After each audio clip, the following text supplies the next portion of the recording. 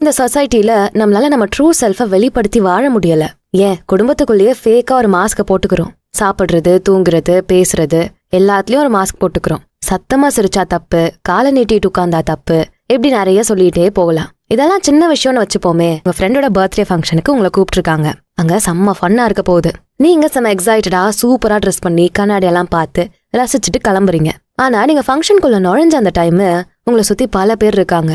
உங்களையே எல்லாரும் பாக்குறாங்க. உங்களை கிராஸ் பண்ணி போற எல்லாருமே உங்களை தான் பாக்குறாங்க. அது வர பர்த்டே ஃபங்க்ஷன்ல செம்ம ஆட்டம் போட போறோம்னு நினைச்ச நீங்க கான்ஷியஸா ஆகுறீங்க. என்ன எல்லாம் நம்மளே குறுக்குறுன்னு பாக்குறாங்க? ஒருவேளை ஹேர் ஸ்டைல் சிரிப்பா இருக்கோ? ட்ரெஸ்ல எதுவும் பிரச்சனையா? இல்ல இன்னைக்கு பார்க்க மட்டமா இருக்குமோ? தொப்ப எதுவும் வெளியே தெரியுதோ? ஒருவேளை நம்மள பார்த்து எல்லாம் ஜட்ஜ் பண்றாங்களா? இப்படியெல்லாம் பல தாட்ஸ் தோணும். அவ்வளவுதான், என்ஜாய் பண்ணணும்னு வந்த மொத்த எக்ஸைட்மெண்ட்டும் காணாம போயிரும். ஏன் நம்மளா வாழ முடியல? இதுக்கு ஒரே ஒரு பதில் தான். நம்மள பத்தி யோசிக்கல, மத்தவங்க நம்மள என்ன நினைப்பாங்கன்னு தான் நம்ம யோசிக்கிறோம்.